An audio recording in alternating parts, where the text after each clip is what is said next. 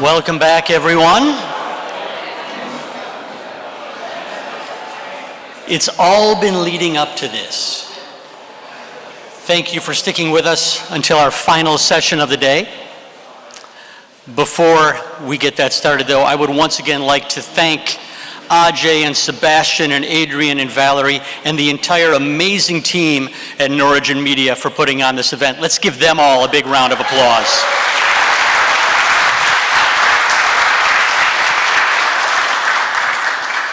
This next session is a Northern Waves tradition.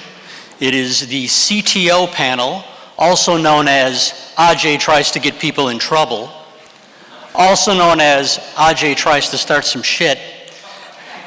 It's a lot of fun. He asks pointed questions, and our guests always give great answers. So with that, I will welcome back to the stage Norigin Media CEO Ajey Anand.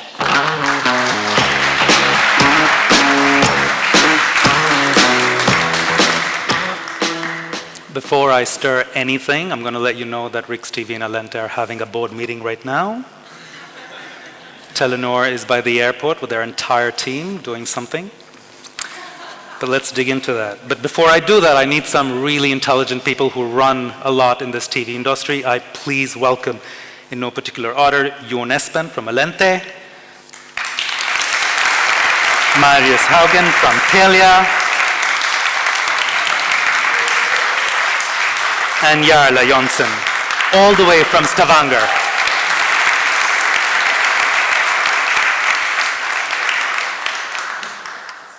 First of all, thank you so much for making the time and having the guts to sit beside each other and with me on the stage.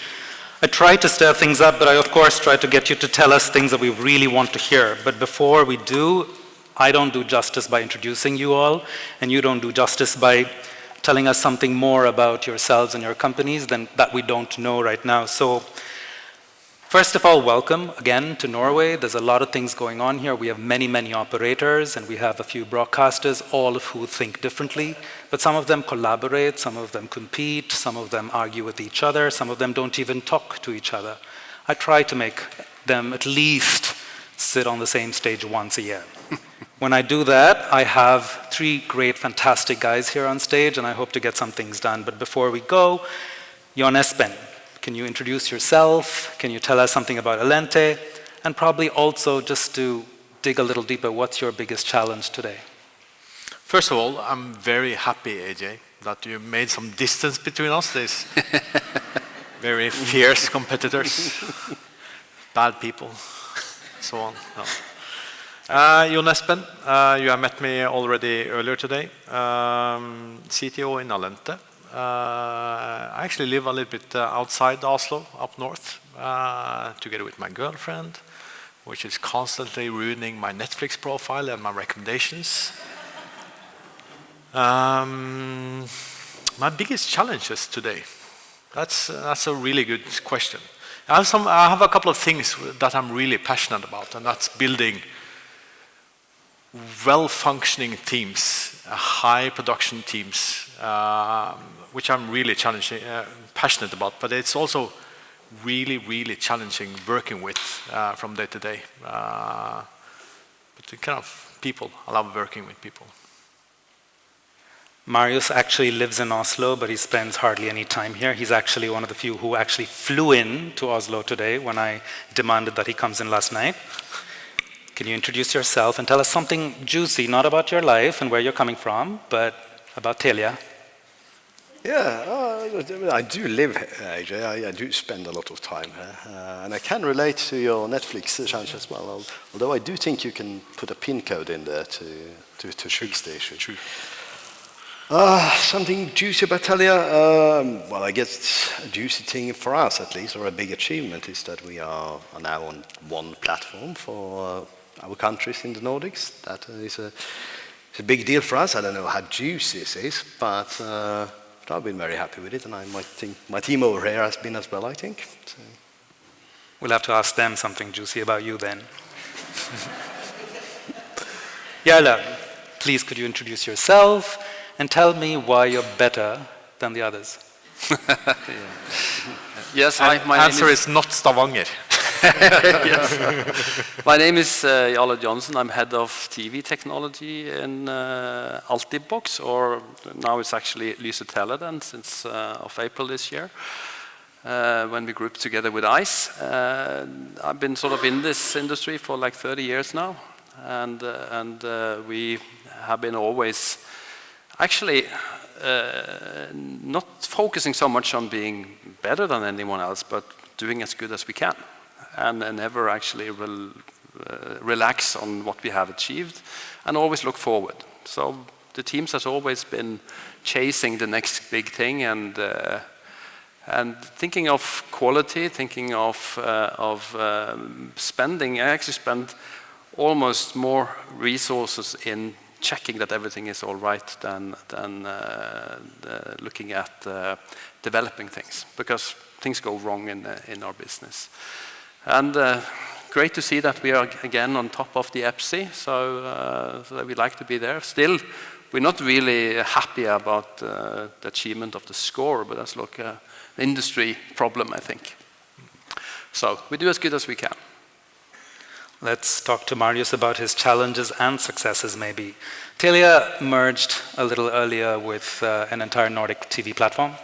Yeah. The Nordics, people say in one sentence, is the Nordics, but if you know anything between Norway, Sweden, Denmark, and Finland, there's nothing common. And when you see the TV platforms, putting that together must have been arduous. And then you have the Baltics too to deal with, or not. Could you tell us about what the challenges are? Is there any differences? Is there some things that you'll never solve, or you've solved? Yeah, I was thinking when the Icelandic president was up, that we're actually missing a country, aren't we? So we can talk later, maybe. Consolidation is a hard and long game, of course, as we all know. But and I won't lie, we have parts of our platform which is absolutely not consolidated in any way, but at least the target product is, and we're going in the right direction. As for the markets, of course, there are individual differences, in regards to content rights, in regards to distribution technologies, in regards to limitations of sorts, broadcasters, global actors. There are differences there. But overwhelmingly, in a kind of a feature perspective, I would say that our product is pretty much the same. I think the only thing that really stands out is that Sweden doesn't like recordings for some reason. I don't quite know why, but that's it's not something you do in Sweden. All the other countries do that, but it's totally doable. Espen, I've known him for a very long time. He's a product man who knows his technology. Could you tell us something about Stream, first of all, your OTT brand, the challenges and the successes of launching it as an operator? Sure. I think if we start with the challenges, and it's kind of, I think the key challenge is a little bit how the industry currently are working. Because we're kind of sourcing content rights here and there, and particularly sports are super valuable for our customers. But then all these content rights, they come with all these different requirements, challenges. And of course, we want to be a good partner for our content partners as well, which meaning we want to drive traffic to their content. But when you get content with the rights that you need to deep link into some third-party SVOD service, which is a great idea, by the way, but you don't get any data back. How am I supposed to build great user experiences if I don't understand how my customers are consuming the content in third-party services? I can't build recommendations on it. It's difficult for me to even editorial curate it because we don't know how popular the content is. And that's difficult discussions we are having with a lot of content providers now. And it's also, I think, part of the reason that the kind of the friction in between operators and content providers, broadcasters, that are now driving the traffic towards piracy as well. So kind of from the inside, we are fighting so much that we are ruining a little bit our own industry. think that's a key challenge, and that's key challenge for our Allente Stream product. Then successes, well, I would say that we have built a solid customer base for being in the early days of it. We have found a business model where we kind of both benefit from or are able to offer a flexibility in how you buy the product and how we offer the product, but also that we are able to provide bundle benefits to our customers. So we've kind of been able to answer a lot of the wants and wishes from our customers. One point to note is that Allente has a OTT streaming service called Stream, and Riks TV has a OTT streaming service called Stream. I'll just leave it at that. Jarle, you don't have an OTT streaming service on smart TVs, and your content rights are, of course, walled garden to Altibox. Why not go further than that? For smart TV? Or OTT? OTT. We actually have smart TV apps as well, but that's on Android TV. But so not on the other ones. I think one of the reasons why we don't go full into that space is these TV manufacturers, they have their own way of doing changes. They inflict a kind of big complexity onto us for the technical part of it. Just looking at NRK now trying to stop some of their old applications, that gets kind of difficult for us as an operator when we said you can get a service on your TV, and from time to time you need to take that out. But secondly, you see also that these actors on the smart TV, they really want our customers. They're not our friend really. They don't want to give us free set-top boxes. They want us to have my customer. Like with Samsung, they're not one part of. You mentioned the deep linking. That's not allowed anymore on the Samsung TVs. So that sort of limits us from doing what we believe in, which is to bring this new experience, a better experience, to customers, to solve these issues that you also talked about, being able to aggregate the service, and so it's not so good. So the user experience, we think, on the smart TVs, we lose control, and it gets worse and worse. And in the end, they're stealing our customers. Let's talk about Samsung for a minute. Nobody's here from Samsung. NRK pulled their apps off last month from 2017 and previous models. I pay a lot of tax in this country, and let's hypothetically say I have a 2017 device at home. I'm very angry right now. Yes. This is my angry face. Yeah. Yes. Is there one fantastic thing that you can do to make sure that I watch my TV on that TV without throwing it away? Because like Will Ennett, I'm also a sustainability warrior. Could give you a small set-top box, of course. Or use that rather, and we take care of your experience, not Samsung. My Samayet, the board of the building that I live in, they don't like Altibox because they didn't do a good deal with that. They did it with Telia. But come on, Ajey, you make smart TV apps. You can fix this for yourself. This is how I stir. In the end, you will get an application from Altibox as well, which you can run on your whatever network provider you have. And are you doing that? Are you using that opportunity when an OEM that has a monopoly in the Nordic market, Apple and Samsung, that tells you to throw away devices when they're 2 years old? Are you using that as an opportunity to go against marketing against such devices? Are you actually doing anything towards the consumer? We don't see the set-top box or the device that we just happen to use to bring an HDMI signal to the TV as a direct competitor with, like, say, Apple, or not even Google. It's just a way for us to bring our service consistently to our customers. I think one question that I've always had, and that's the reason that we've had this conference, is to make sure that collaboration works. Global giants, globalization is a good thing. We want Netflix, we want Google to come into these countries and do what they do. But then again, local and anything that's produced locally needs to survive, and there's a market for it. In order to compete against the global giant and to have your own survival, you need to work with each other. We've seen how Vodafone scene in Iceland is actually trying to work with their partners in other Nordic countries. Are you actually doing anything where you're collaborating with other operators at all? We cooperate sometimes. Apart from It's usually only when a government calls. apart from the 45 minutes once a year on the stage. Yeah, like now. There's We're seeing it in action. Yeah. it's an additional 10 minutes in preparation before we go on stage.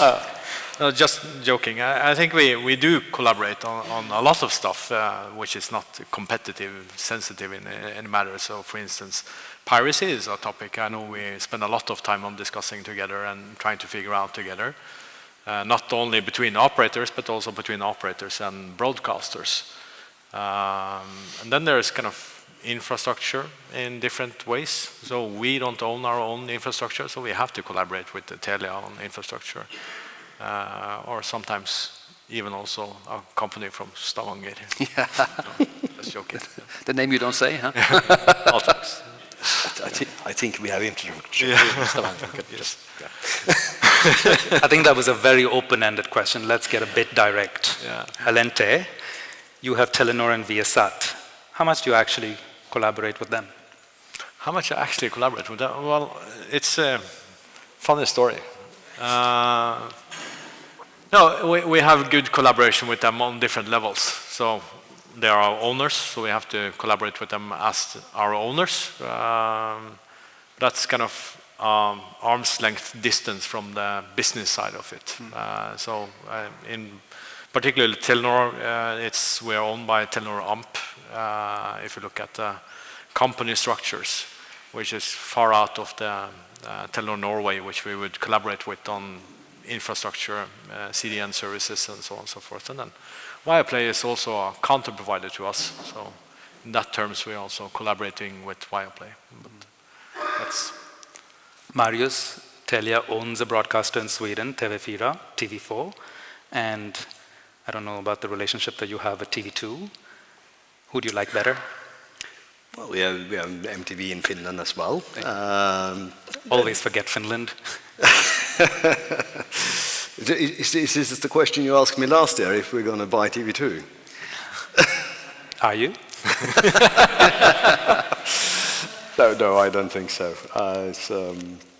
I think the answer I gave last year on your question, if I personally wanted them to merge, and I replied, I don't care. I should perhaps clarify that. I think neither party is willing to pay the bill at the moment to acquire the other. And that goes for us as well. Yeah. Let's talk about 2 years ago then. You were arguing that we're facing a downturn in the industry. How do you feel that this has worked out, and where are we going from here? Oh, you have good memory, don't you? It's on tape, you know. No, but it's true. I argued that the market was oversaturated, that we had too many services, too many app providers, too much content was produced for the attention it was given, and that we needed to see consolidation and at least an end to that trend. And I also argued that it came at an inopportune time because, you know, as that was squeezing our margins, the consumer also had less and less disposable income, you know, in regards to macroeconomic factors with, you know, inflations, high energy bills, mortgage rates going up, so and so. So it wasn't really a very conducive forecast for us in 2022, perhaps. But I see all of that changing now. You know, the content deals that were really, you know, pushing on everyone's backs, particularly perhaps the sports rights, with Viaplay being the worst offender, I suppose. Even though we had some hurts as well. That has moderated a lot. We just talked about that earlier today, actually. And also the kind of the excesses of the industry seems to be a little bit more gone now, and the macroeconomic factors seems also to be improving pretty much worldwide. It's just Norway now that is not lowering interest rates. So going forward, I think my worries 2 years ago has now pretty much been resolved, and I see, well, okay, not clear skies ahead, perhaps, but yeah, I see a promising future for the industry. Are we going to get any form of disagreement from you guys at all today or tonight? Any juice news? Anything. Give me Wait, something to take home. It's just in. On fault line, Tommy Flanagan is reporting that Norigin is merging with 3SS.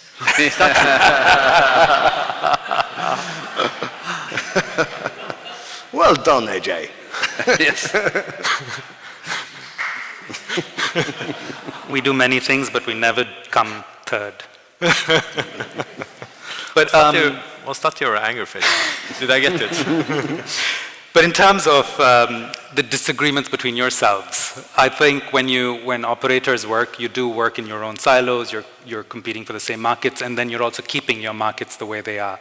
There are broadcasters, there are commercial broadcasters and the public broadcasters who you have to deal with. Is there a challenge that you as a operator market in Norway have a single message for the broadcasters? Either the commercial or the public one, both of who are here?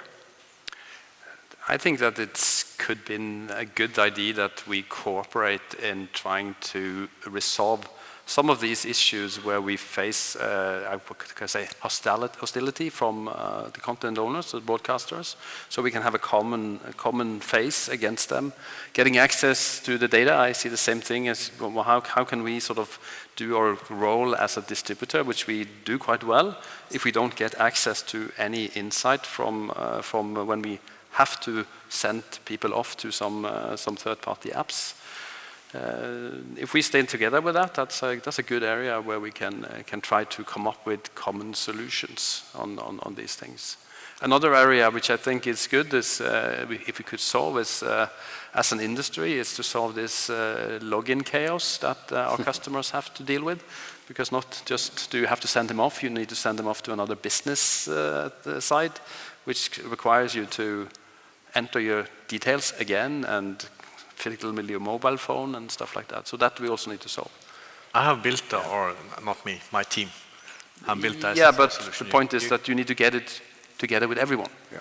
So the problem is not to make a single sign-on solution, it's actually to get all those broadcasters to agree that you use one solution. Yeah, You and me should have the same one, because then it's easier. Yeah, it's joking a little bit, but of course there's an issue with standardization. If you need to have an ID for every single application you are logging into, then the benefit of buying a service through an aggregator gets less. Exactly. And it ruins the user experience. I just want to buy this, and I want to use it for as long as I have it, and then I want to be seamlessly taken into whatever. Exactly. So I think all of us are saying yes, please to this. Yes. Should we perhaps make it happen then? Yeah, maybe we decide to do that tonight, huh? Yeah. Check. Check. I'll follow up on Monday morning. AI, it's as common as the internet and should be. Are you doing anything with AI, Marius?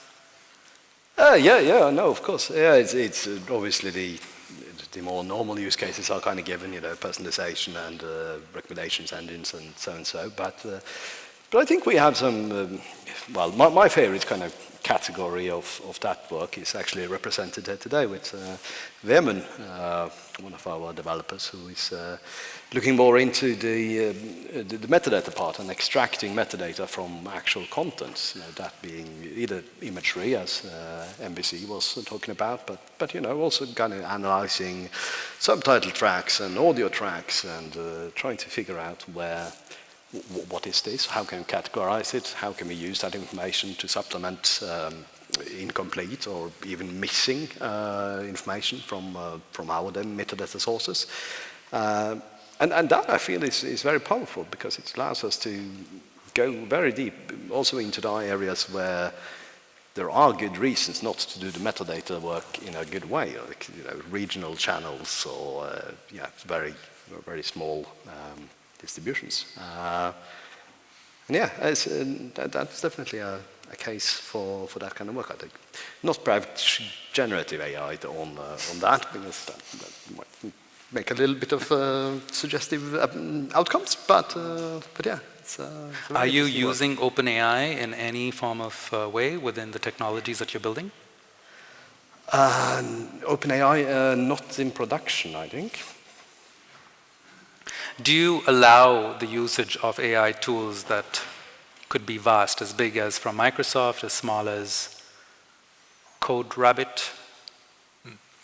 We allow controlled experimentation of usage of AI for the moment. So I do think that there are some security things that needs to be clarified, and also risks. So we're kind of taking a more careful approach than many others, I think, before we jump into it.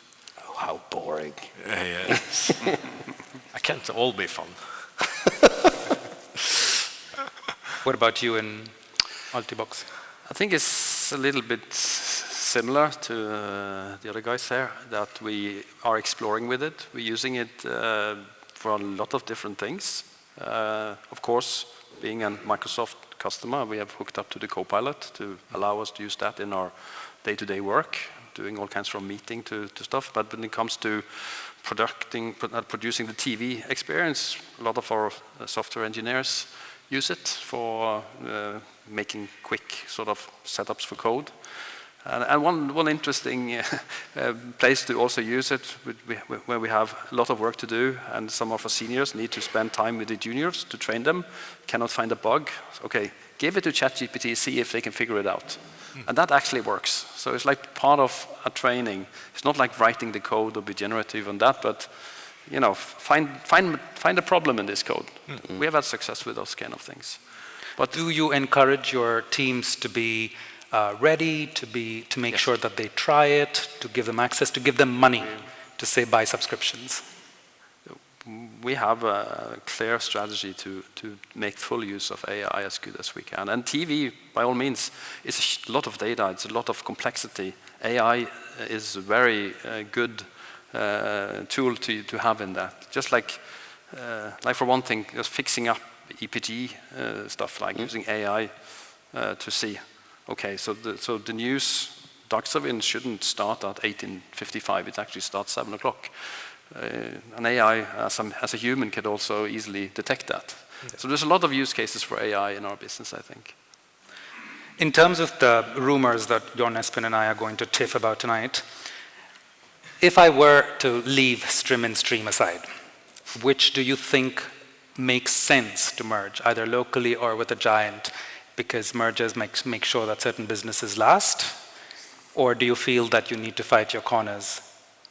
I think a balanced merger will be Allente and Netflix. That would make sense. A lot of sense for my part. No, jokes aside. I think we have briefly touched upon it in discussions previously as well. There are lots of companies out there. The market is saturated of content. It's saturated by competitors. There has to be some consolidation. Of course, you can look at Allente with its DTH base and Riks-TV with its DTT base. Also knowing that the DTT is closing in Sweden end of this year. There is no more DTT in Sweden. It would make sense to figure it out. But I have just been through a merger between two satellite companies and know how darn difficult it is to go out there and flip 300,000 dishes from 5 degrees east to 1 degree west. It's a major operations. It might also be difficult to see if it's financial smart to do a merger. I don't know. One thing is about buying a company and one thing is about selling. And I think Telia has quite a few companies, and I know that you bought and sold and thinking of selling certain broadcasting companies in other countries. And you have certain countries that have their own way of thinking. Does Telia believe in expansion of Telia or reduction of Telia in terms of market size?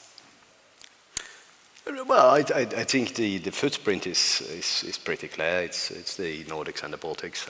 No, you are correct in that we recently sold Denmark to Nordic. However, that was only 17,000 customers, which is not sustainable to have for any operator, really. So, no, the mobile base was larger, but for the TV product, that's practically nothing. So, no, I think you can expect us to be where we are geographically. And what about Lone Ranger Altibox from Western Norway? I would say, we have a team working day to day on the mergers and acquisitions. So we are acquiring companies all over Norway, primarily, mainly within the broadband side.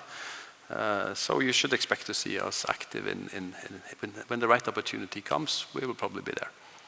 Yeah, He's of not gonna course, give any juicy that goes for us details. as well. Regional partners in any country, yes, of course. Yeah, It's an open bar tonight. We can wait. But if you've already been sneaking up a drink, does anyone have questions for these gentlemen? More direct than it's been. Actually, Tommy Flanagan is asking me now. Are you actually merging with 387? With Netflix, I said no.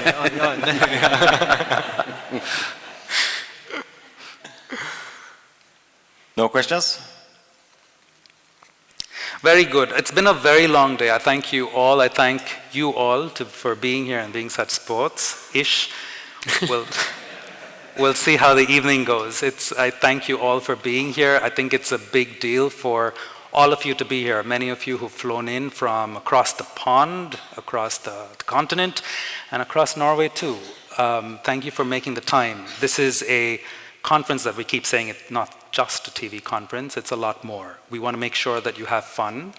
We have drinks starting as soon as one more thing needs to be done. And then we have dinner at 7:30 on the dot over here. And that'll end in about 3 hours' time. And then we have a couple of hours as long as I can keep the doors open to this old building.